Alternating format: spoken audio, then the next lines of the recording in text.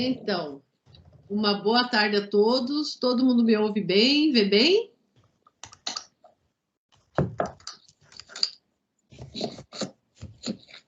Sim. Sim? Obrigada. Sejam muito bem-vindos ao encontro que marca o início da temporada Educação On-Life no Estrito Sensu, realizada no âmbito da websérie Conversações e Compartilhações Rio On-Life. Esta temporada é uma ação do curso de especialização Educação On-Life no Estrito Sensu, promovido pela Unidade de Pesquisa e Pós-Graduação da Unicinos, em parceria com o Grupo Internacional de Pesquisa e Educação Digital. Essa especialização emerge no contexto da pesquisa, o urbano e o pós-urbano como espaço de aprendizagem, formação de professores e pesquisadores na cultura híbrida e multimodal, financiada pelo edital Internacionalização FAPERGS. É uma grande satisfação ter todos vocês aqui conosco. Eu sou Eliane Schleimer, pesquisadora na Unicinos, coordenadora do GPEDU e colaboradora no Centro Internacional de Pesquisa Atopos da USP.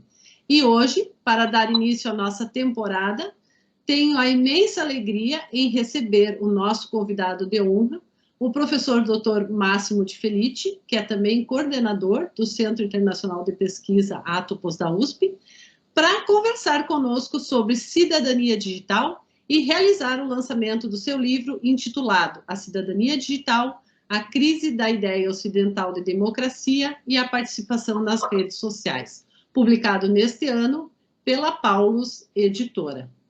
O professor Máximo de Felice é sociólogo pela Universidade La Sapienza de Roma, doutor em Ciência da Comunicação pela Universidade de São Paulo USP e pós-doutor pela Universidade de Paris 5 Sorbonne. Atualmente é professor livre-docente da Escola de Comunicação e Artes da USP, onde criou e lidera o Centro Internacional de Pesquisa Atopos, sendo também idealizador da plataforma de cidadania digital. Obrigada, professor Máximo, mais uma vez, por ter aceito o nosso convite. A palavra é sua. Boa tarde, Eliane, boa tarde a todos. É muito prazer e compartilho com vocês o lançamento e a temática do livro Cidadania Digital. Agradeço a Eliane pelo convite, como ele disse, já há diversos tempos somos parceiros em projetos, em particular no projeto de realização da plataforma de cidadania digital. É um projeto que envolve diversos professores de mais de 18 estados do Brasil, além de uma rede internacional, e que tem como objetivo promover a cultura da cidadania digital e, sobretudo, disponibilizar conteúdos sobre essa temática de diversos professores de diversas áreas temáticas, partindo da necessidade de uma transformação importante na nossa relação, seja como cidadãos, seja como também espécie humana, né, em relação com o meio ambiente, e, portanto, disponibilizando conteúdo para que professores, prefeituras, alunos possam ter nesse espaço, achar conteúdos que é resultado de pesquisa de professores, docentes e pesquisadores de vários lugares do país e do mundo sobre essas temáticas da transformação digital da cidadania e das nossas relações. Então, brevemente vou introduzir a temática para depois deixar espaço de debate, como concordei com a Eliane, né? A minha fala será uma fala introdutiva sobre o tema, e aí depois gostaria de também, se for possível, dialogar, né? Para formar pontos de vista e intervenções sobre esse assunto. A ideia de cidadania digital não é uma ideia nova, obviamente, é um debate que começa exatamente com a internet, mas é um debate cujo tema foi mais jurídico, né? Se vocês veem a bibliografia sobre cidadania digital, anos 90, começo 2000, é tudo ligado sobre como organizar a participação, ter acesso a conteúdos online por parte do cidadão e como regulamentar também as questões da digitalização, seja a nível de eleições, seja a nível de participação. A minha abordagem sobre a cidadania digital é completamente diferente da tradicional, que obviamente é uma abordagem importante, que se evoluiu, que hoje tem a ver com outros conceitos, como privacy, direitos online, jurisdições, enfim, vários tipos de abordagem. A minha abordagem parte de um pressuposto, que acho um pressuposto que contradistingue a nossa época, que é o protagonismo dos não humanos. Podemos defini-lo, sintetizá-lo assim. Nossa época é caracterizada por um incremento, uma expansão do protagonismo dos não humanos.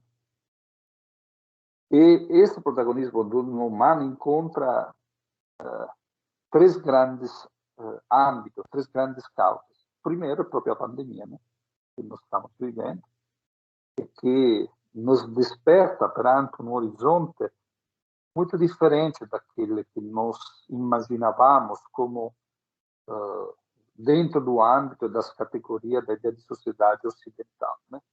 Ou seja, de um conjunto de comuns, de comunidades formadas apenas por humanos.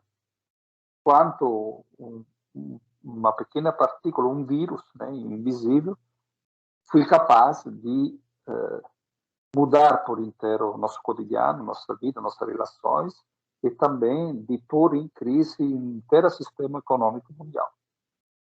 Este ator, o vírus, é um ator que não estava previsto nos manuais de ciências sociais, de ciências políticas, e não era contemplado como um ator social. Nós constatamos, obviamente, a duras custas, né, de quanto forte é este ator social e de quanto é social a sua ação, isto é, de quanto ele é capaz de modificar todos os âmbitos da nossa sociedade, não apenas nossas relações sociais, mas, volto a dizer, a economia e até a governance, né?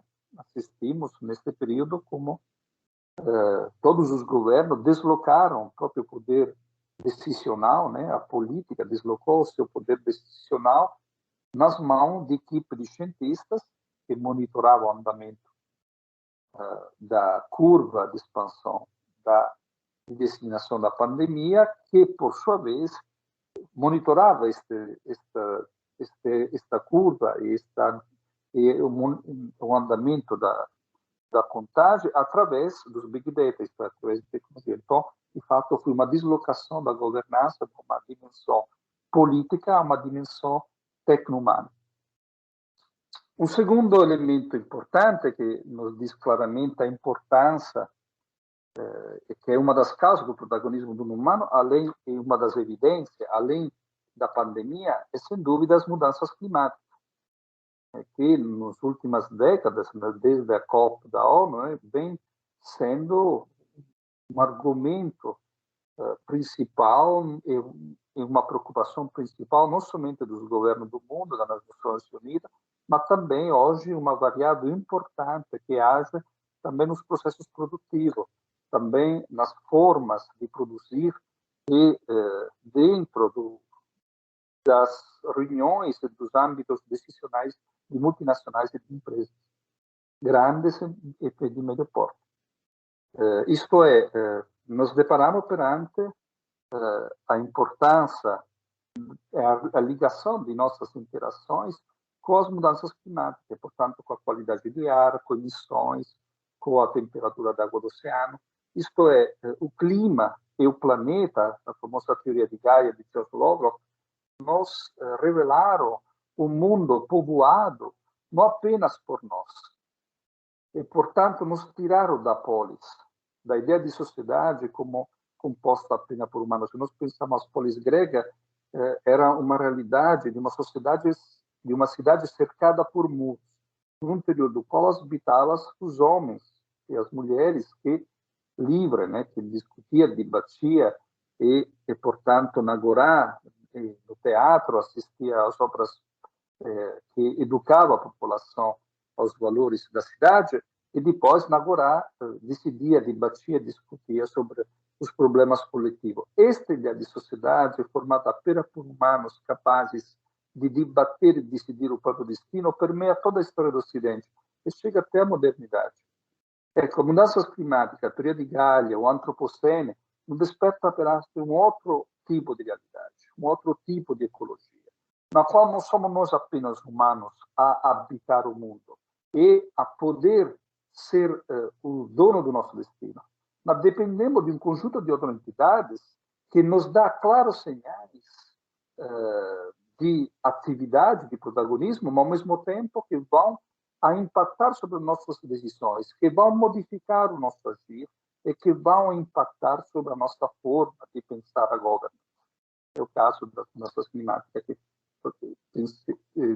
comentei antes. Pensamos a essas grandes reuniões que as Nações Unidas organiza periodicamente, as várias COP, né? Na qual se forma um parlamento imaginário, no interior do qual existe, além das nações, além do centro de pesquisas sobre clima, além de grandes multinacionais, é como se nesse parlamento sentasse também o clima, as florestas, as águas e os dados também, né? E que juntos se buscasse uma contratualidade que não é estabelecida apenas pelo poder político, pelos Estados nacionais, mas que é exatamente o resultado deste conjunto emaranhado de relações que envolve o humano e não humano. Enfim, além da pandemia, além das mudanças climáticas, o terceiro elemento que mostra este protagonismo do não humano é, sem dúvida, o advento, a transformação das tecnologias digitais, em particular o advento de última geração de redes, que desde a internet das coisas, que permitiu o etiquetamento de superfícies e, portanto, a transmissão via onda rádio de informações à internet por parte de objetos, de árvores, de qualquer tipo de entidade, nós temos hoje, através desta grande quantidade de dados criada de forma automatizada, que hoje constitui mais de 70% da quantidade de dados da rede, nós temos hoje a possibilidade de escutar, através de sensores, através da internet das coisas, de escutar os não humanos e de receber informações diretamente dos não humanos. Né? Então, esta dimensão nos aloca em uma situação no qual é evidente que estamos perante uma grande alteração, que é uma alteração que hoje permeia todas as áreas e que encontra bibliografia sobre o protagonismo dos não humanos, seja no âmbito filosófico, seja no âmbito sociológico, seja na antropologia, seja na ciência e seja também no direito. Vou brevemente elencar quais são alguns autores, né, que muitos deles, obviamente, vocês já devem conhecer, né? Por exemplo, estamos falando no âmbito da ciência, né? A ciência, ou melhor, a filosofia da ciência foi um dos primeiros âmbitos que, antes, né, da mudanças, do advento, da percepção, da bibliografia das mudanças climáticas, começou a elaborar uma análise sobre o significado e a qualidade do conhecimento científico que incluía os não humanos, né? No âmbito científico, a filosofia da ciência foram os primeiros a desenvolver uma ideia da ciência como o resultado de interações complexas entre humanos, instrumento de observação, tecnologia e, obviamente, a natureza, etc. Os autores que começaram, melhor, que aprofundaram mais essas questões recentemente foram Isabel Stenger, né, com a ideia de cosmopolítica, que pensou a ideia da ciência como uma atividade problemática que desenvolve inovação e produz descoberta em diálogo entre os humanos, instrumentos de observação, dados, tecnologias, moléculas, etc. A ciência, portanto, na ideia de Isabel Stenger, aparece como o resultado de uma cosmopolítica, isto é, de um resultado de interações hipercomplexas, em nível de hipercomplexidade.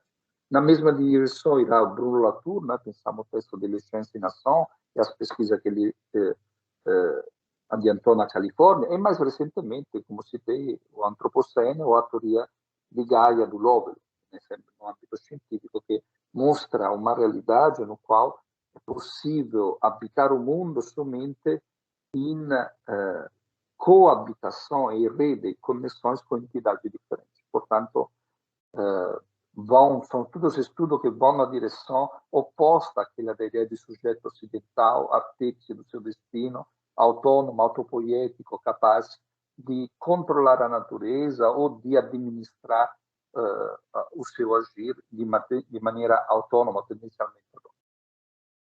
Na antropologia, nós temos diversos autores que vêm desenvolvendo uma ideia inspirada nos estudos etnográficos de comunidades extra-europeias, vêm desenvolvendo uma ideia de um tipo de complexidade de social que é bem além da dimensão da ideia de sociedade ocidental, baseada na concepção da polis. Esses autores, nós temos Ingold, né, a ideia da sociedade na natureza, descolar além da natureza. Temos o próprio Vieira de Castro no Brasil, sobre o conceito de multinaturalismo, e temos todos os estudos da famosa, conhecida virada ontológica, né? Isto é, um tipo de ontologia na qual os humanos e não humanos estão em uma dimensão horizontal, né? Inspirado, obviamente, nas comunidades, por exemplo, ameríndia, né? Nas nossas comunidades indígenas, onde o objeto fala, os animais e as plantas também se comunicam com o pajé e com o xamã, né? E, portanto, se desenvolve um tipo de ontologia que é definida por uma ontologia plana, né? Uma ontologia orientada aos objetos, e que, portanto, produz uma rede de relações onde há um social muito mais complexo daquele elaborado por Max Weber, por Durkheim e por todos os clássicos da sociologia industrial europeia. Na própria sociologia, nós temos o estudo de Latour, né, toda a teoria da rede, que pensa esta dimensão dos agregados humanos como um agregado entre atantes, ou seja, não entre sujeito-atores, como pensava a teoria da ação social na sociologia, mas como uma agência de atantes, que pode ser humano e não humano, e definindo por atantes, Latour define, inspirado em Gramsci, a ideia de atante como entidades humanas e não humanas que contribuem para a realização de uma ação. Portanto, a ação é o resultado da interação de atantes humanos e não, que se agrega e que produz algo. Então, portanto, muito longe da ideia de autonomia do sujeito-ator. Na filosofia, nós temos diversos estudos. Citei o Arma, ontologia orientada aos objetos, né? Mas também Donna Haraway, no texto de 2018, Staying with the Problem, no qual, antecipando a discussão, o âmbito que nós habitamos contemporaneamente com a pandemia, ela pensa o habitar em uma dimensão pandêmica. Ele utiliza a fala de viver em um mundo inferno. E, portanto, numa dimensão onde não existe autopoiese. Autopoiese, isto é, a possibilidade de autonomia e de criação de maneira autônoma. Né? Mas, ao contrário, um contexto simpoiético, onde todos os elementos se produzem através da interação e da conexão. Pensamos, por exemplo, o que isso significa no debate hoje já cansativo e banal sobre inteligência artificial, né? Inicialmente, este debate passa a analisar a inteligência artificial como algo separado da inteligência humana. E numa lógica simpoética, não existe uma inteligência humana e uma inteligência artificial, mas existem inteligências diferentes que, como redes neuronais, se conectam, expandindo, produzindo hiperinteligência, como a define Lovelock. Pensamos, por exemplo, também a ideia de Michel Quetsch, de coevolução, né, o Homo sapiens tecnológico, ou seja, uma alteração da própria condição da espécie humana, ou pensamos a Timothy Morton no texto famoso Hiperobjetos. Timothy Morton fala da pandemia, das mudanças climáticas, como um novo tipo de não objeto, que ele define hiperobjeto. O que seriam esses hiperobjetos? São realidades que marcam a nossa contemporaneidade, que não são objetos que estão na nossa frente, mas que atravessam e permeiam todos os âmbitos e são também internos a nós. Quando nós falamos de mudança climática, estamos falando também da nossa saúde, também do nosso organismo. Assim, a mesma coisa a pandemia. Não é algo de externo, o vírus nos habita também. Então, esta dimensão de ilimitação e de não externalidade é o que caracteriza o que Timothy Motto define hiperobjeto, que são uma das grandes mudanças da nossa época. Nossa época é a época dos hiperobjetos. Além de ser a época da hiperstória, como diria Floridi, ou além de ser a ideia das hiperinteligência, como acabei de dizer, e como exprime o Lovelock. Então, nesta linha, nós podemos definir a cidadania contemporânea uma hipercidadania, que significa uma cidadania na qual estes diferentes atores, humanos e não, passam através das redes digitais, através dos fluxos informativos, a se conectar e, portanto, a produzir formas de interações que são o resultado e são possíveis somente através desse processo de datificação, como é chamado, né? Ou seja, de transformação da realidade em dados. Hoje a internet não tem nada a ver, ou pelo menos não é apenas social network, não são apenas as redes sociais. Há um processo ligado à internet das coisas, há um processo ligado à digitalização dos territórios, através de sensores do meio ambiente, mas também há um processo ligado a esse processo de transformação em dados, né, com os Big Data. E este processo transforma, cria uma alteração em dado de toda a realidade, toda a biosfera. É um processo em andamento, obviamente, ainda em constituição, mas o horizonte que nós temos na nossa frente é a transformação de toda a biosfera em dados. Uma vez transformada a biosfera em dado, as nossas interações passam, além de se tornar física, além de se manter física, passam a assumir uma outra dimensão, que altera a dimensão física. E, se quiserem, podemos abordar isso mais, aprofundá-lo no debate, né? Mas, assim, não tem nada a ver com a ideia de simulacro, não tem nada a ver com a ideia de virtualização, mas com um processo que eu defino transubstanciação.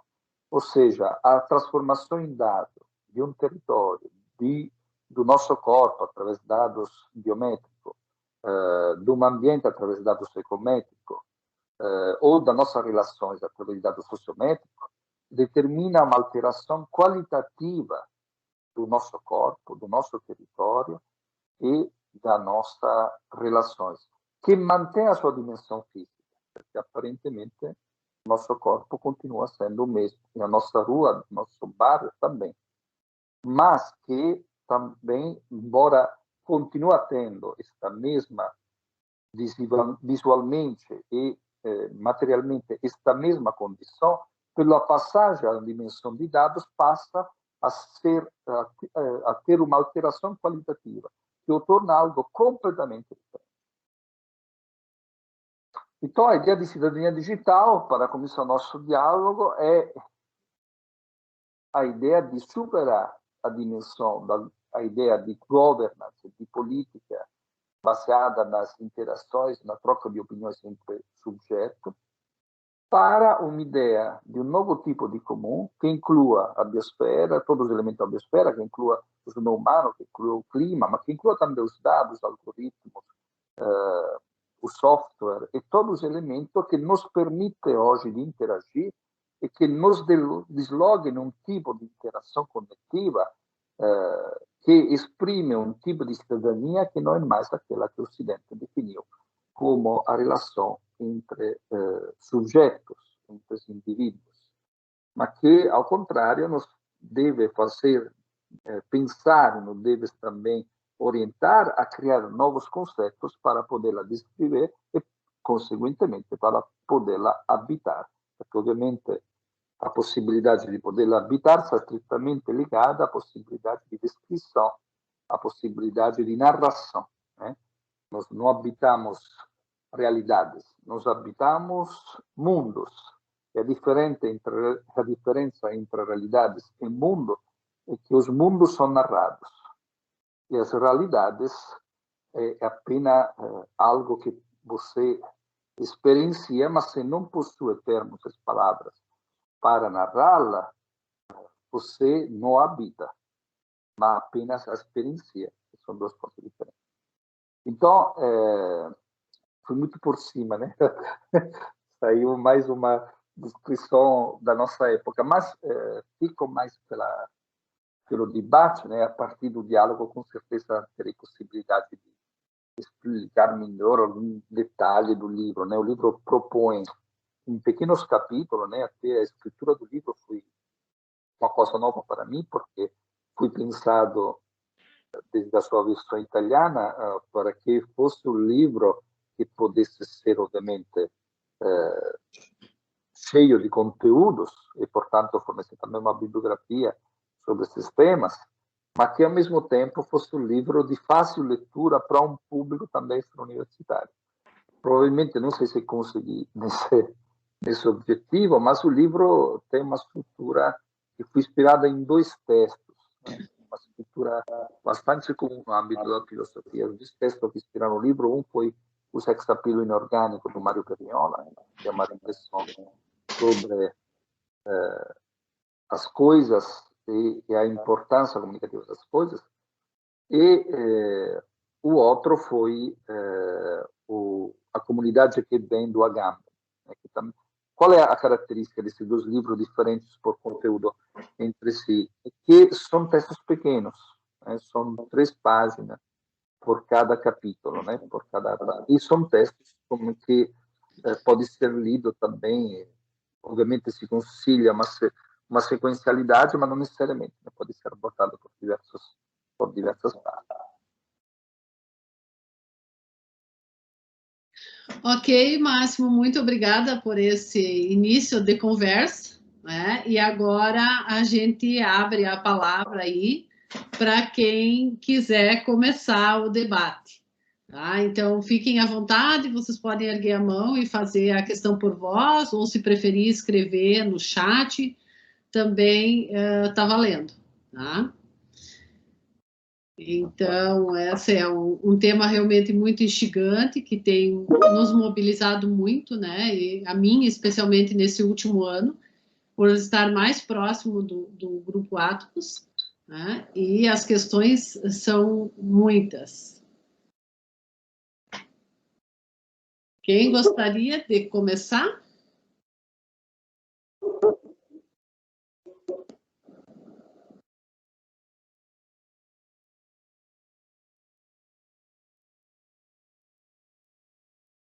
Eu tenho várias questões que foram enviadas por um formulário, professor Máximo, mas eu não sei se o pessoal que está aqui não gostaria de fazer oralmente. Senão eu puxo o formulário e vamos lá.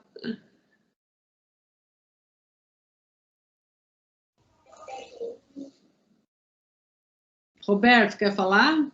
Águida. Posso começar? Posso Bora começar, lá, sim. então. Boa tarde, colegas. Boa tarde, professor Máximo. Mais uma vez foi muito bom ouvi-lo e a leitura do livro, de fato, é bastante provocativa. Ele é a estrutura do livro em capítulos curtos, ela é excelente para isso, mas um capítulo vai nos guiando a leitura do próximo. Ele acaba se convertendo em um bloco bem organizado, E eu sou um pesquisador de educação, e quando eu tenho lido seus textos sobre os novos arranjos que constituem os indivíduos, isso que o senhor nomeia como infovíduos, sempre é algo interessante de pensar como um pesquisador, como um educador, né, interessado nas questões de educação. E essa ideia do infovíduo como uma entidade plural, complexa, composta por redes de diversos tipos, ela é sedutora. Mas como um pesquisador de educação, eu sempre fico perguntando, os infovíduos são educáveis? Né? Porque o discurso pedagógico da modernidade, né, a qual o senhor conhece, essa filosofia, né, parte do princípio que o ser humano é educável por natureza. Né? Mas o ser humano é aquela estrutura moderna, né, do século XVII. E o modo como o senhor atualiza esse debate é bastante provocativo. Então, quando eu li essa questão do infovíduo, eu pensava, infovíduos são educáveis? Né? Infovíduos podem ser conduzidos pedagogicamente? Né? Infovíduos, como se educam infovíduos?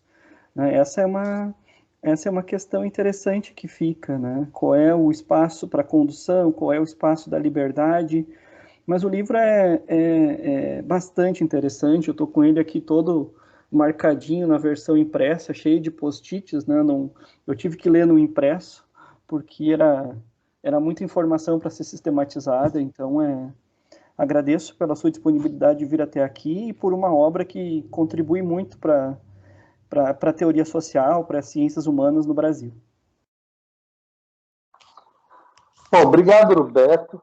Sou eu que agradeço você ter lido o livro, ter feito esses comentários tão valiosos, que me dá a possibilidade, assim, não de te responder, mas de dialogar, né? A ideia do Infovido é um pouco parte desta dimensão, né, de identificação da nossa condição como pessoa, né? E parte de uma constatação muito prática, muito concreta. Nós temos uma dimensão física, obviamente, né? Corporal, né? Feita de órgãos, de músculo, de sangue, etc. Mas esta dimensão física não é apenas nós somos mais que essa dimensão física. Temos também uma dimensão social, né? Que é a dimensão jurídica, né? RG, família, endereço, mas também social, né? Nós, como indivíduo, passamos a nos formar e, portanto, esta dimensão física é também conectada e indissociável dessa dimensão social, relacional, que nos torna o que somos, né?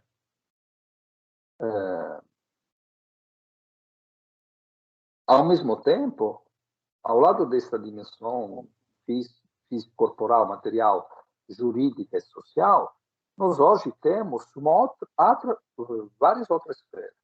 Uma nossa esfera hoje, que é a dimensão social nossa, é por boa parte deslocada em redes, nas redes sociais. Então, nós temos um perfil, ou vários perfis, no Instagram, no Facebook, enfim, no TikTok, em diversas redes sociais. Esses perfis diz muito a respeito de nós. Eu faço sempre o exemplo banal, né?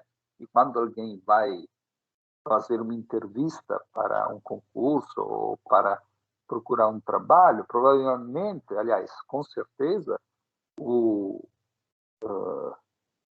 que analisa o currículo, ele vai checar o próprio perfil do candidato nas redes sociais.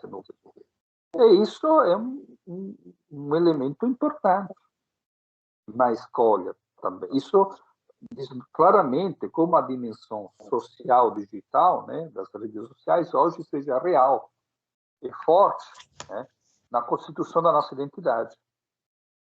É o que nós postamos, o que nós escrevemos, enfim, nossas atitudes, né, sociais, públicas, nas redes sociais.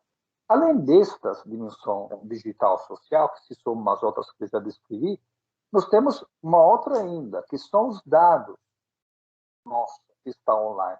Estes nós não controlamos. Não somos nós a colocar esses dados. Existem empresas, existe cartão de crédito, conexão Wi-Fi que a gente faz quando se desloga, enfim. Existe um conjunto de dados sobre nossas transações, sobre o que nós fazemos online. Vários algoritmos, né? Os famosos algoritmos.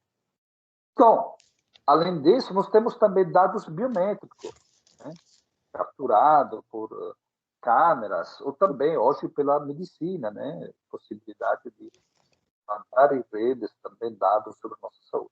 Então, o resultado de tudo isso é o Infovido. O Infovido não é apenas a dimensão digital. Assim como o indivíduo não termina apenas na dimensão física. Todas essas diversas camadas formam o Infovido, que é a suma destas camadas, que é o que, de fato, nós hoje somos. Nós somos.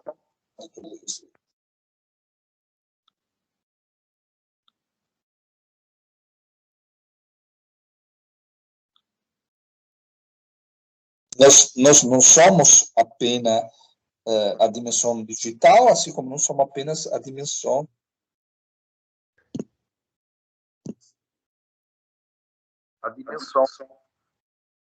somos o conjunto de todas estas dimensões.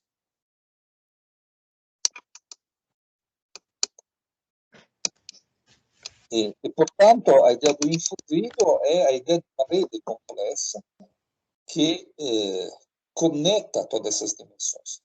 Como a educação vai interagir com o infovídeo?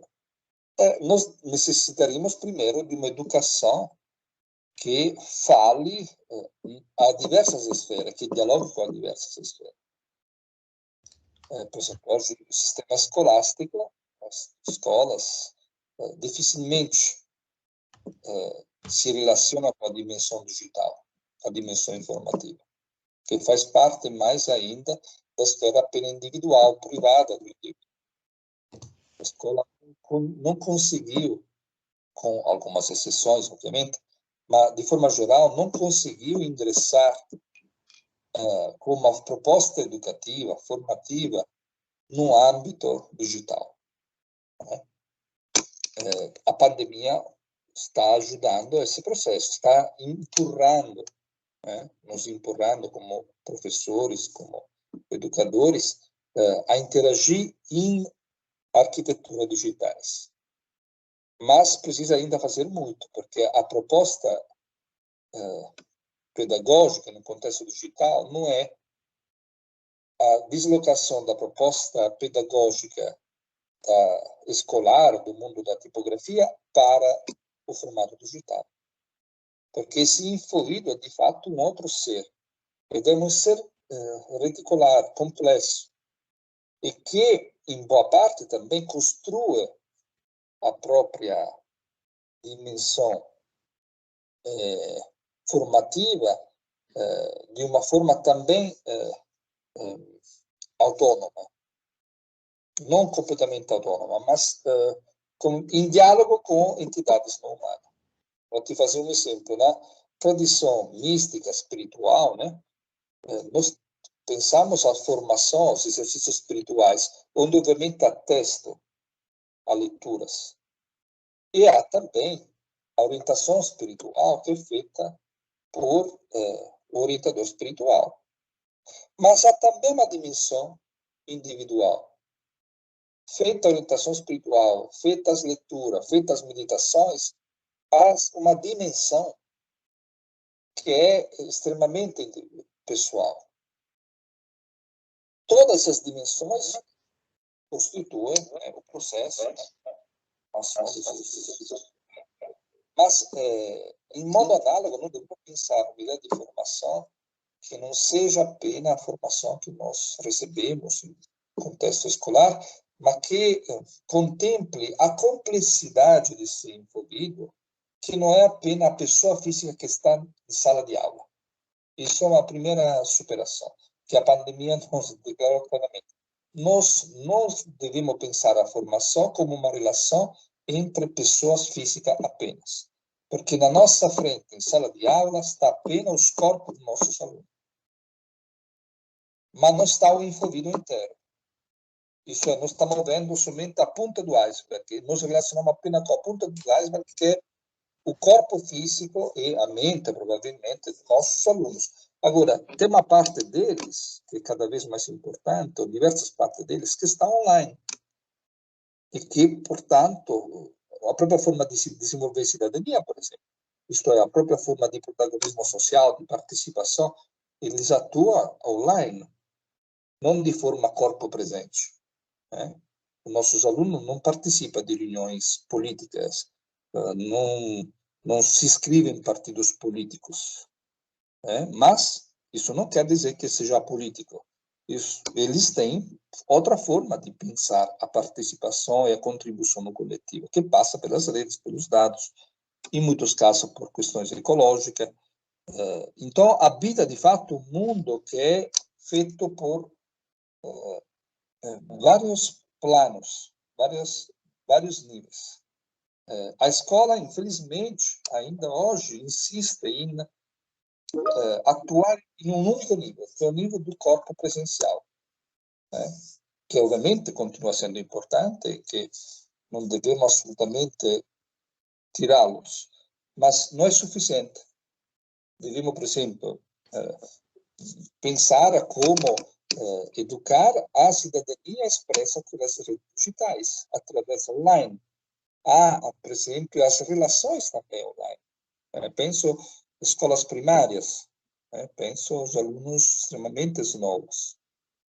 Eles precisaria, a escola deveria estar presente, muitas vezes isso é delegado de maneira negligente, a meu modo de ver, aos pais, mas não são os pais, não sempre são competentes, mas a escola deveria, sim, educar os jovens a habitar esses espaços, esses novos tipos de espaços digitais, que tem regra, que tem, obviamente, perigo, como qualquer espaço, que tem aspectos positivos, aspecto negativo. Portanto, se habitar nesse espaço, a escola estar presente para formar a habitar esse espaço é a se tornar um envolvido.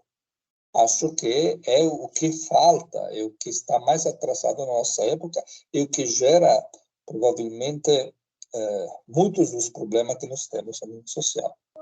Porque a escola não conseguiu propor propostas educativas para envolvido, mas continua apenas a educar e formar alunos.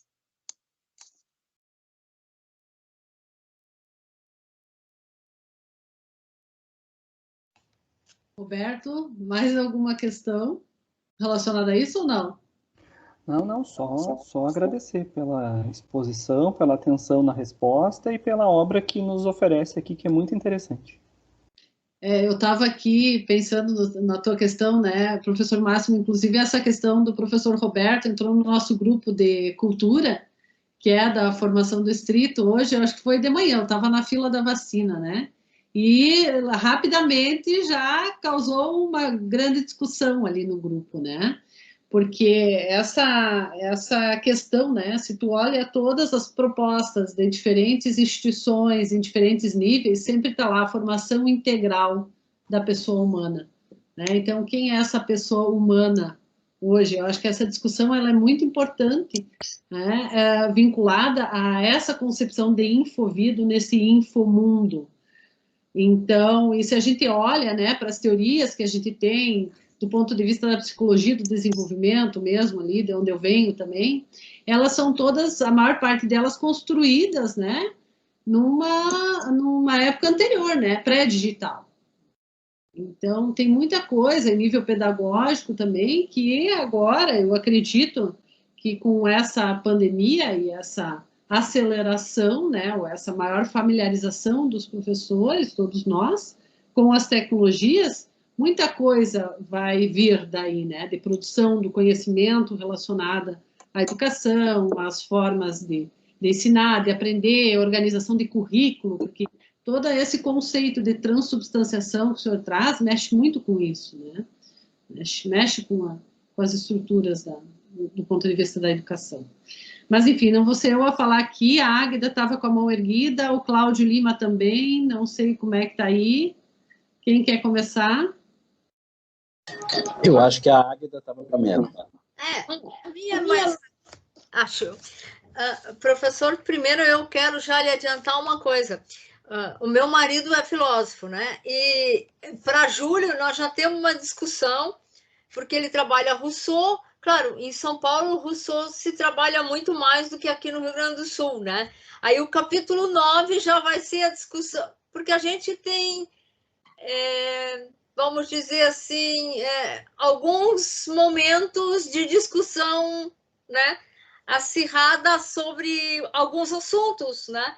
E o capítulo 9 do contrato social ao contrato natural vai ser a primeira discussão de julho. Depois que acaba assim, aí a gente tem um tempo para se organizar, né?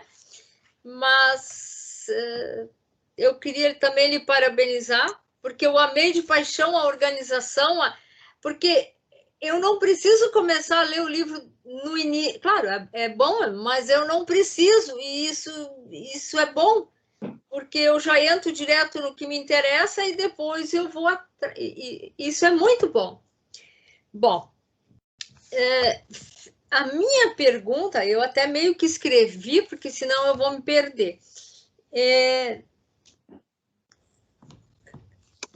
A minha pergunta muito é como o senhor fala, como incluir, como inclusificar aqueles que estão fora da rede. Porque eu venho de trabalho de comunidade, eu venho de trabalho pastoral. Então, muito disso, a gente é a primeira coisa assim que surge, tá? Mas quem não... Como é que vai ficar? Não vai ser um indivíduo? Não vai ser nenhum indivíduo, não vai ser nada? Né? É uma coisa que eu me preocupo com isso, né? Não que... Mas não sei se o senhor tem alguma ideia, se isso vai se passar por projetos políticos, porque isso talvez dependa do próprio indivíduo, né? Da mobilidade, do envolvimento, que nós, na universidade, temos uma responsabilidade, e a responsabilidade social, a universidade também tem essa responsabilidade social, né? Não sei. Bom, Agatha, obrigado pela questão, que de fato é uma questão muito importante. Agora, que acho que devemos abordar de um ponto de vista histórico também, né? Nenhum processo histórico ou nenhuma sociedade foi uma sociedade completamente incluidora. Este discurso, esta constatação da inclusão social, isso é um processo, um horizonte que marca sempre todos os âmbitos sociais. Pensamos, falei do primeiro exemplo, da polis greca, né? A polis greca, apenas 30% dos moradores da polis eram cidadãos.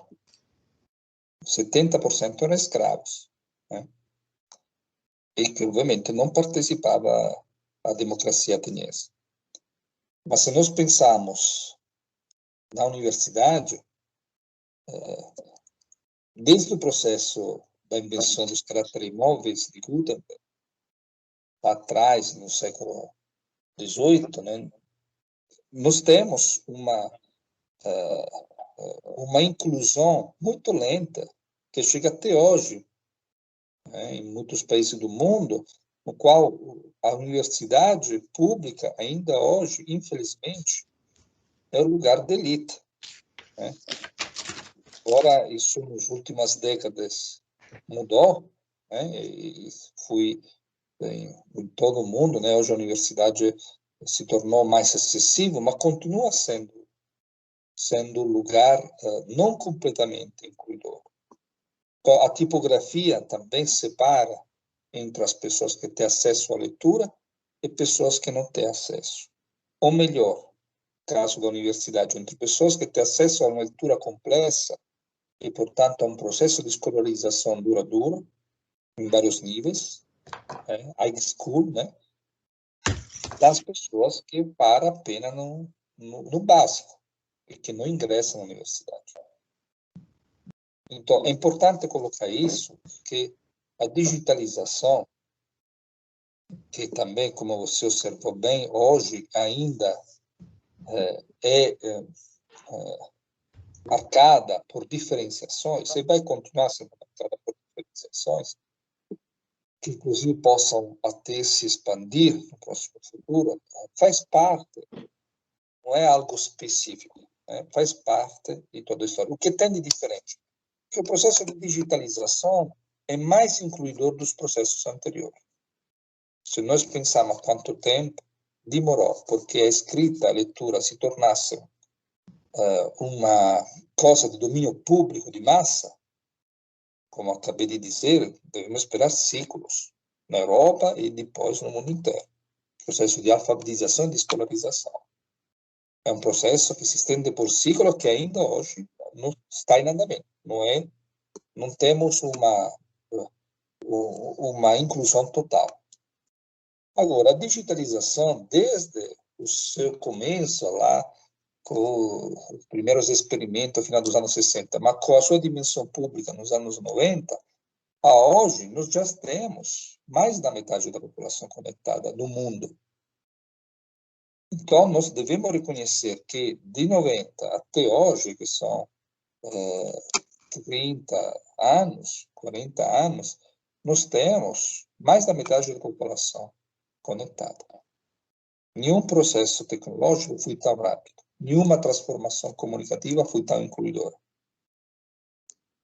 Dito isso, nós devemos hoje passar dentro de um processo de digitalização que mesmo quando será com 5G, com vários projetos que existem de conexão planetária, mesmo assim nós teremos um processo de diferenciação que é dado pela simples conexão a uma alfabetização digital, né? Isto é, um conto é ser conectado a redes e se conectar para utilizar o social network. Outra coisa é conhecer linguagem de programação, outra coisa é ter acesso aos big data. Esse processo de diferenciação é um processo que será cada vez mais expansivo. Um dos objetivos da cidadania digital, de debater a cidadania digital, é despertar a consciência que nós precisamos todos, nós em primeiro, e depois nossos alunos da escola, nos formar a esses novos linguagens. E, portanto, dar acesso a os diversos níveis de digitalização. Então, a ideia da cidadania digital parte desta concepção que, como era importante alfabetizar as pessoas, ensinar a ler e escrever, hoje é fundamental educar os nossos jovens a utilizar os big data, os algoritmos, a saber se relacionar nas redes sociais, a ser cidadão nas redes sociais e utilizar tecnologias digitais de uma forma cidadã, isto é, pelo bem comum, pela coletividade, etc. Então, esse processo, mesmo será sempre um processo desigual. A desigualdade é uma característica da biodiversidade, dos ecossistemas e da própria sociedade. Agora, outra coisa é a igual oportunidade. Isto é, nós somos desiguais, porque, obviamente, terá sempre pessoas que terão mais habilidade numa coisa, mais interesse numa coisa, menos outra. Mas nós devemos garantir a todos, né, uma dimensão de democracia, de participação, a possibilidade de poder conhecer e interagir com a complexidade, né? E no caso, com a inclusão digital, que não significa mais ter acesso apenas à conexão, mas significa conhecer como dialogar com realidades que evoluem em continuação e que são cada vez mais complexas. Agora, estamos muito atrás, por isso nós teremos, provavelmente, além do nosso cotidiano, um futuro que será fortemente desigual, no qual pequenas partes terão acesso às hiperinteligências, como as chama Lovelock, né? Dialogando com a rede automatizada de dados, com redes neuronais, e uma outra grande parte que utilizará a internet para assistir vídeo e para coisas lúdicas, né? Apenas. Agora, volto a reforçar que a escola perdeu o trem, né? Porque nossas escolas ainda acham que o mundo da internet, quando entra em sala de aula, né, como foi feito em França recentemente, o aluno deve desligar o celular. Quando no celular ele tem a possibilidade de se conectar não somente a todo o saber, o conhecimento do mundo, mas acessar a todas as bibliotecas do mundo, a todas as aulas das principais universidades e também a todos os museus, obras de arte, etc. Então, o que falta é a escola, em lugar de dizer ao aluno de desligar o celular, ter uma boa condição para poder utilizar os celulares para fins educativos, para promover cultura, para ter acesso a conteúdos que em sala de aula não se tem acesso. Agora, com celulares, nós temos acesso a conteúdo que seria inacessível em sala de aula. Podemos vê-lo, podemos interagir, podemos dialogar. Isso, obviamente, pressupõe uma outra ideia de escola, um outro tipo de professor que também precisa ser treinado para isso. Né? Então, estamos muito atrás. A cidadania digital nos dá claramente a sensação, primeiro, de quanto foi rápida e veloz a evolução das redes, da tecnologia. Segundo, de quanto nós fomos incapazes de ler esse processo. Muito pela sua velocidade, pela sua repentinidade, e outro também para a nossa incapacidade ou para a nossa preguiça, né, de mudar de paradigmas, né, de abraçar outras concepções, outras bibliografias, outras coisas. Mas o resultado é que a situação é já muito tarde para ser resolvida, né? E precisamos correr para isso. A pandemia, com certeza, nos deu um empurro. Tomara que desse empurro siga um voo. E não atropeço. Verdade, verdade. Uhum. Eu agradeço, professor, não, porque eu me preocupo pelo seguinte, claro, eu venho do direito, e aí a gente tem umas palavrinhas que, pessoal, desculpa, eu vou usar, mas isso é a traditio da res, né? Quer dizer, aquela coisa que já vem e que isso não é assim para mudar, né?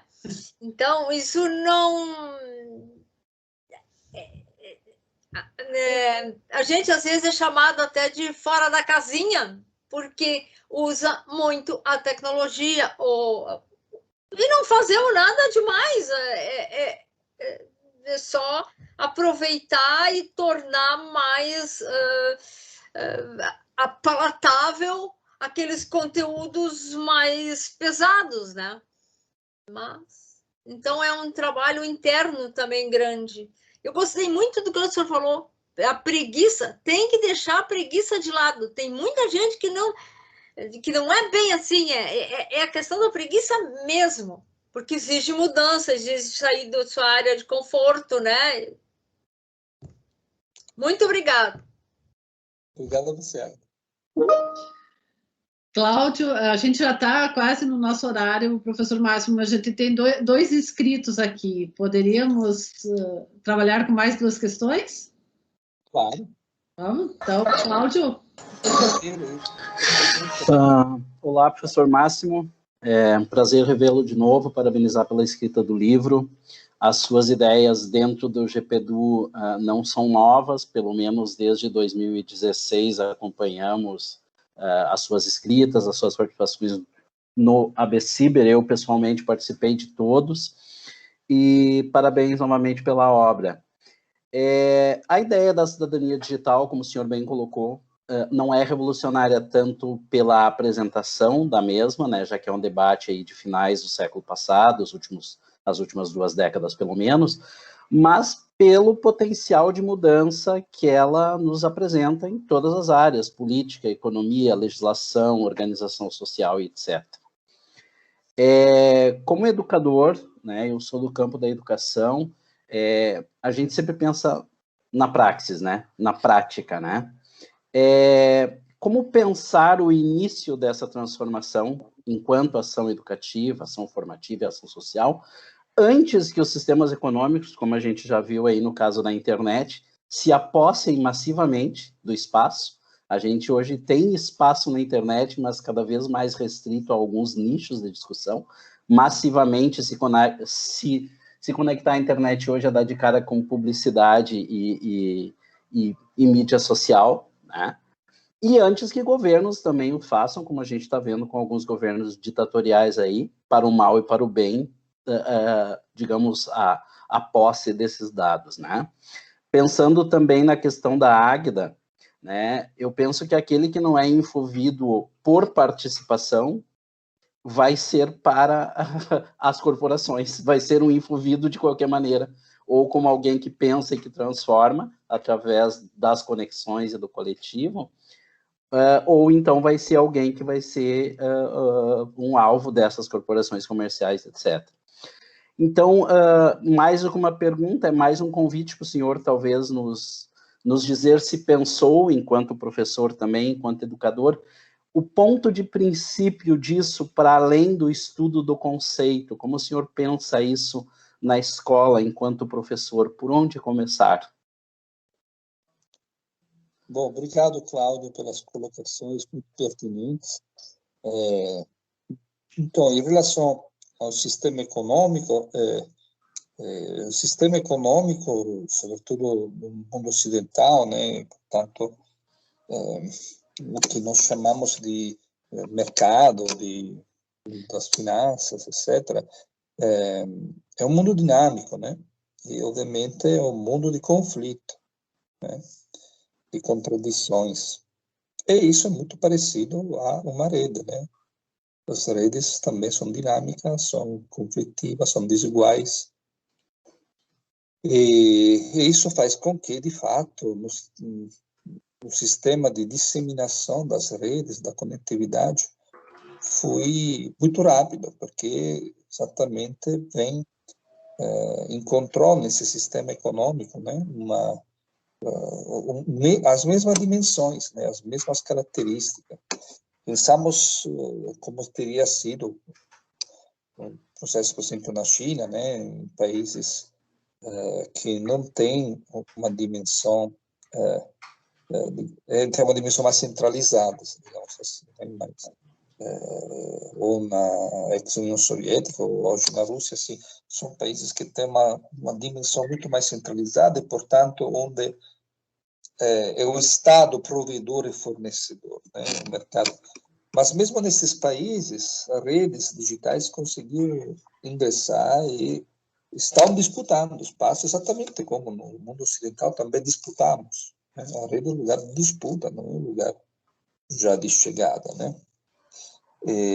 Pensa, por exemplo, as blockchain, né? E também o processo de computação das moedas virtuais no lado e sobretudo das criptomoedas, né? Vocês têm um processo ligado aos Bitcoin, né, que é um tipo de criptomoeda que nasce em determinado contexto, que é o contexto das blockchain,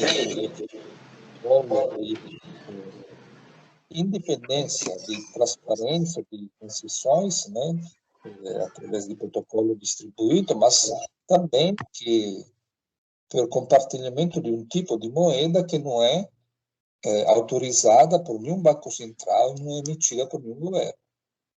Mas, ao mesmo tempo, nós temos hoje mais de 250 tipos de moedas virtuais ou criptomoedas, né, que também foram criadas por bancos, por católicos. O próprio Facebook estava com um processo de criação de um tipo de moedas e que, ao contrário, mais recompõe uma ideia de moeda também centralizada. Né? Então, tudo é sempre contraditório no contexto de rede, e tudo no contexto de rede é lugar de disputa, né? E, portanto, de possibilidades, né? E de conflito.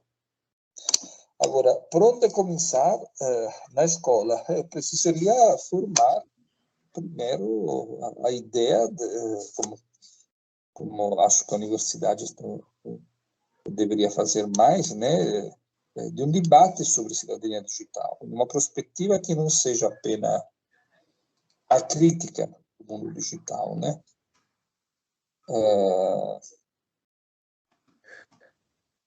Nós temos, no âmbito das ciências sociais, sobretudo, né, uma tradição de julgamento perante a realidade, né? Que vem do lado de uma tradição católica, né, cristã, e do outro lado de uma tradição marxista, né? As duas fortemente ligadas a uma concepção crítica sobre o mundo, né? O mundo imundo. Isso, no caso de transformações qualitativas como o digital, embora continue sendo sempre importante a dimensão crítica, a dimensão de uma análise dos diversos aspectos, pode atrapalhar o processo, né? Porque se olha a realidade a partir de um julgamento, uma concepção ética, no caso, por exemplo, antropocêntrica, né, humanista, de defesa do humano contra as máquinas, contra as tecnologias. Do outro lado, da privacy, da necessidade de defesa do indivíduo, como se o indivíduo fosse uma coisa única, inatacável, e não, sem se questionar o próprio conceito de indivíduo, o conceito de dado, etc. Então, acho que o primeiro passo seria ter uma abordagem de uma análise profunda de que significa o processo de digitalização. Para além da crítica social, que obviamente pode até ser útil e importante, mas que não explica a dimensão profunda do fenômeno. Isto é, não podemos pensar ao processo de digitalização a partir da crítica aos algoritmos, a partir da crítica da privacy dos dados, a partir da crítica do monitoramento das pessoas, etc. Isso são detalhes.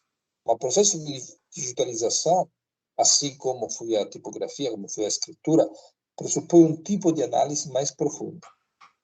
Seria como dizer, criticamos a escritura porque a escritura gerou livros que geraram ditaduras, permitiu a ditaduras, mas a escritura não pode ser delimitada aos aspectos críticos, né? A escritura cria, como diz McLuhan, um outro idioma, como tipográfico. Devemos intensificar os estudos sobre o que significa o processo de digitalização, que é a criação de uma nova ecologia, a criação de um novo tipo de humano.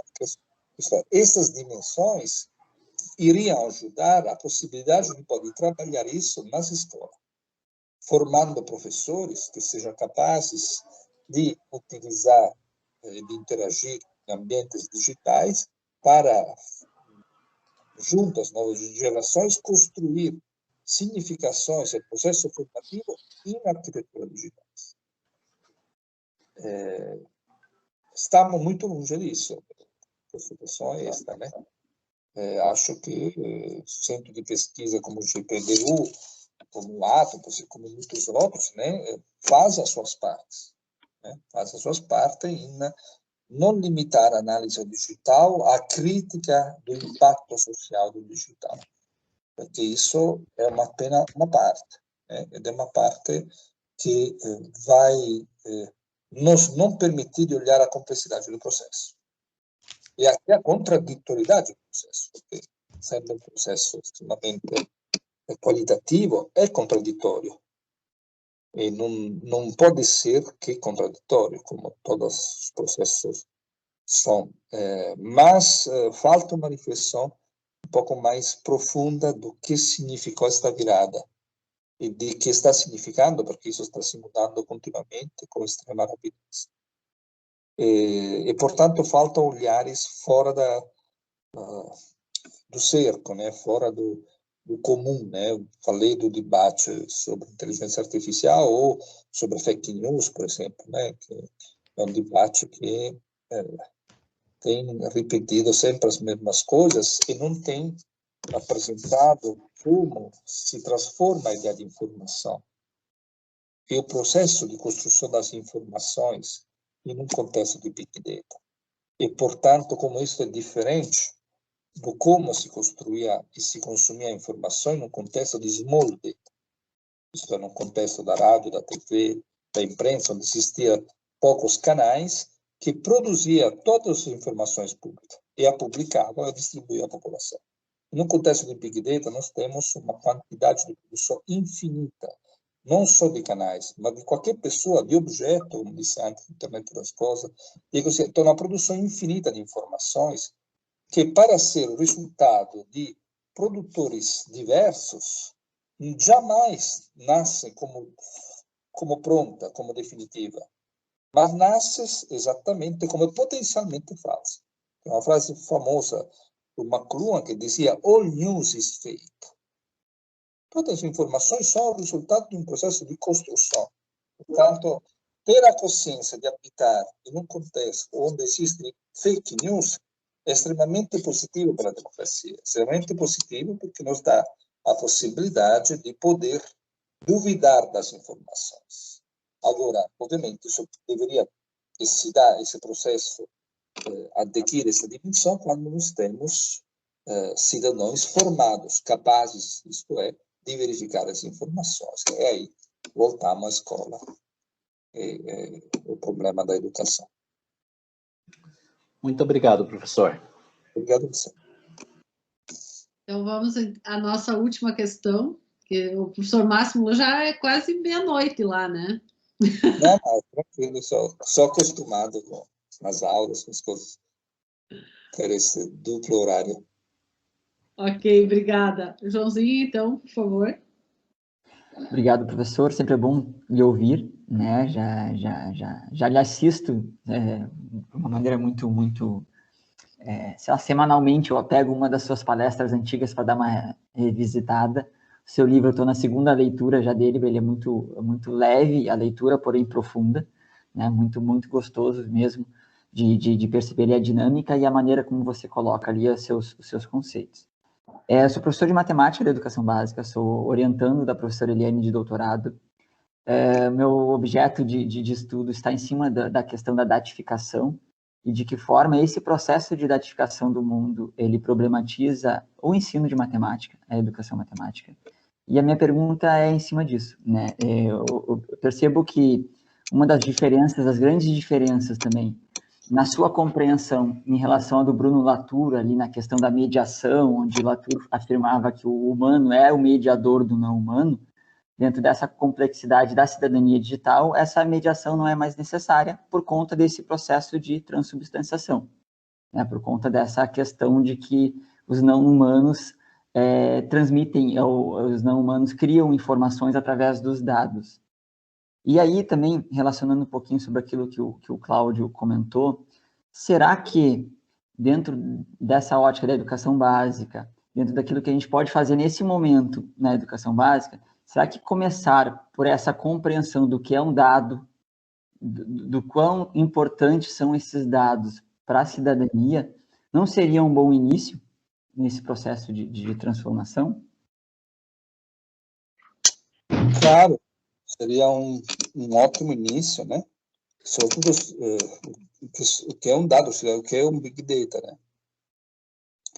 Os Big Data não são dados estatísticos, não são dados produzidos por humanos, né? Dado estatístico é um dado produzido por humanos, né? A partir de uma criação e delimitação do universo, a partir de um processo de construção de abstração de uma amostra e a partir de um conjunto de variáveis de perguntas ou variáveis que podem ser aplicadas, que formam um conjunto de dados que depois são clusterizados, que depois são associados, manejados, que produz valores. Todo esse processo é um processo cuidado por um pesquisador, ou por uma equipe de pesquisadores, né?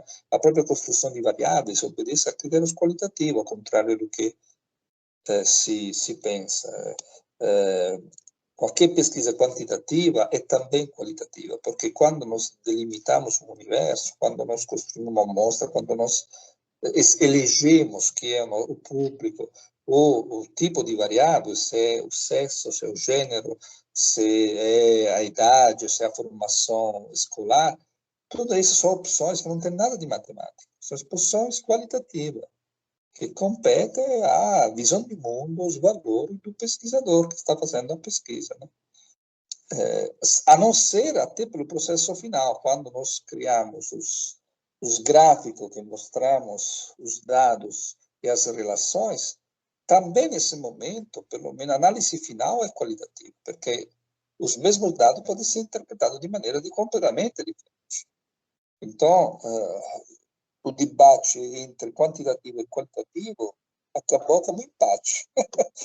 Não existe nenhuma pesquisa quantitativa, nem existe nenhuma pesquisa qualitativa. Isto é, o quantitativo é também qualitativo. Agora, esse processo não tem nada a ver com os Big Data. Os Big Data são dados que são de uma quantidade enorme, que associa dados de vários tipos. Por exemplo, o número de pessoas que passam em uma determinada rua, em um dia, a quantidade de compras e, portanto, passagem de cartão de crédito naquela rua, nas lojas daquela rua, a quantidade de emissão de CO2 naquela rua, a quantidade de carros que passam naquela rua, assim, um conjunto diferente de dados que são associados de uma forma que seria absolutamente errada da um ponto de vista de construção estatística, porque são grandezas completamente diferentes, mas que os Big Data conseguem associar.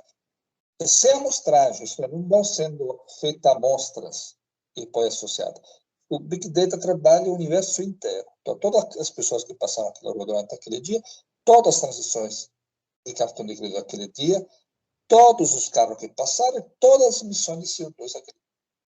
Todos esses dados são somados e isso cria uma grande evidência de dados, né, tetrabyte, petabyte, etc., que não são contabilizados pelos humanos, mas que são contabilizados de forma autônoma. Agora, imaginamos, isso é realizado, se esses Big Data daquela rua são associados com todas as ruas de uma cidade. E os Big Data fazem isso com um clique. Por resultado, nós temos movimentações nessa rua daquela cidade inteira, movimentações de cartão de crédito, de emissões.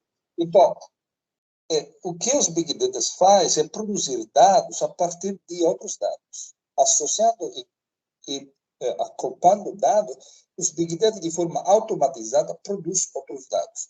O que nós fazemos é perguntar esses dados. E a partir das nossas perguntas, através de algoritmos, nós temos respostas.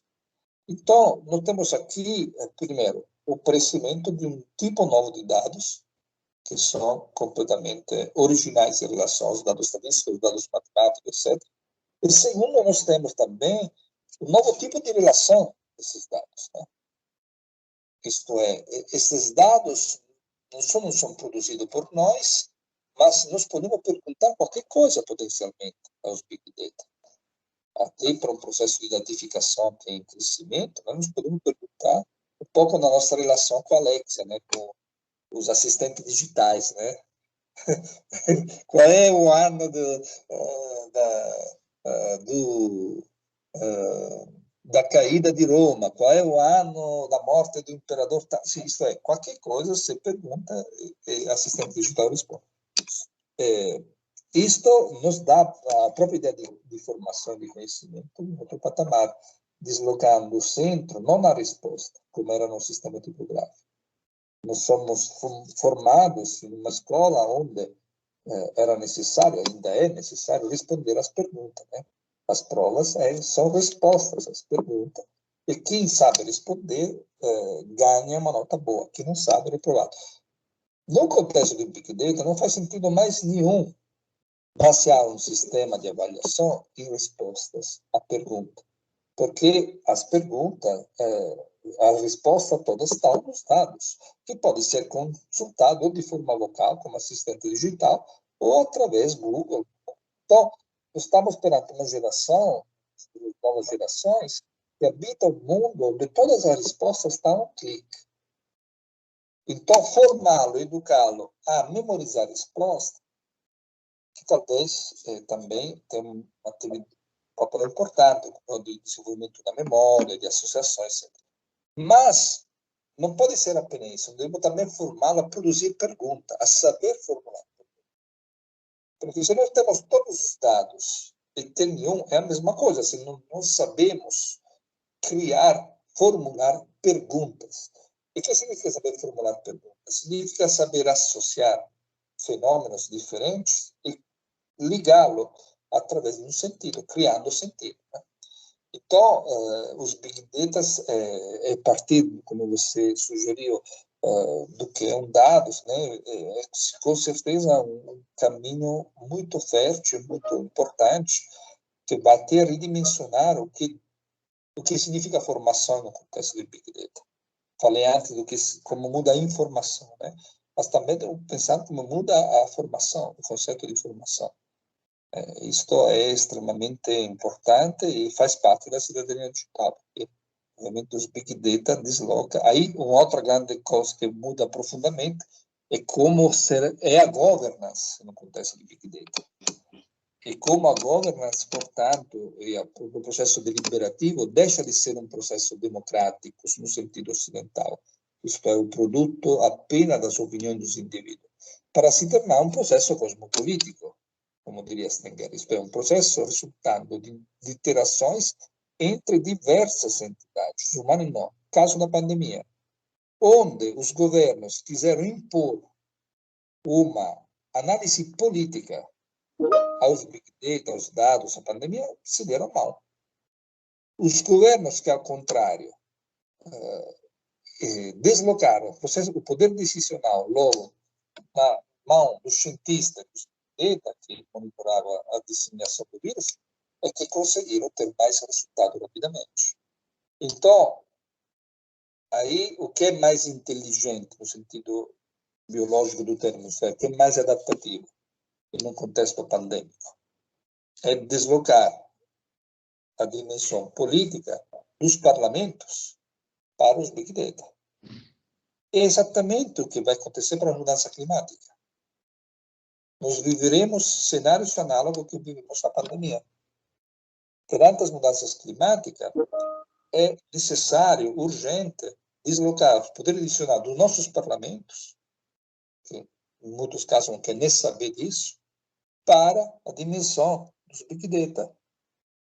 Então, a governance no contexto de Big Data também muda. E a ideia mesmo de democracia muda.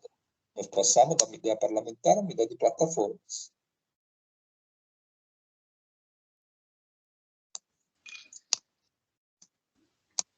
Obrigado, professor. Bom, professor Máximo, a gente já avançou quase meia hora do nosso tempo, né? Isso mostra a riqueza da obra e como ela nos instiga, né? Já na nossa aproximação com ela. Então, mais uma vez, eu quero lhe agradecer, quero lhe dar os parabéns por essa obra que é, obviamente, extremamente instigante, que mexe muito com as nossas certezas, né? Nós diríamos assim no GPDU, né? Não sei se a Janaína ainda está aí também. Provoca muitos breakdowns, né? Muitas rachaduras na nossa cognição presente. E vem trazendo com isso muitos questionamentos. Tantos que em breve essas questões colocadas hoje aqui e outras que não puderam ser feitas, para o senhor ter uma ideia, eu tenho mais de 20 questões aqui encaminhadas pelos nossos professores, né? Elas serão, então, aprofundadas numa entrevista que a gente vai, então, realizar e publicar no IHU Online. Então, desejamos muito sucesso, né, e que essa obra alcance vários públicos, né, em diferentes contextos. Quero agradecer a todos que estiveram conosco e espero encontrá-los em novos episódios da temporada Educação On-Life no Estrito Sensu, que ocorre sempre às segundas, de 15 em 15 dias, das 19h30 às 18h30.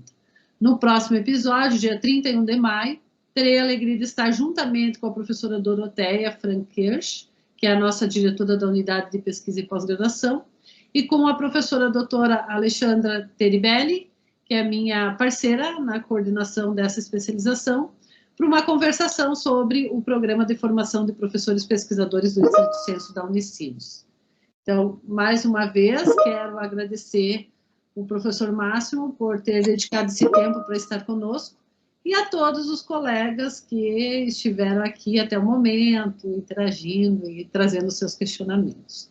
Muito, muito obrigada. Uma boa noite. Obrigado a todos. Muito, muito obrigado pela paciência. Me ouvir também é sempre um prazer, é muito enriquecedor. Esperamos que em breve possamos também compartilhar, além destes momentos intelectuais, também momentos mais sociais, né, presencialmente, né, podendo nos encontrar em algum lugar. Mas muito, muito obrigado. Obrigado pelas perguntas, pelas sugestões, e esperamos de nos encontrar em breve. Parabéns, professor. Até mais. Tchau, tchau. Ok, se cuidem. Tchau.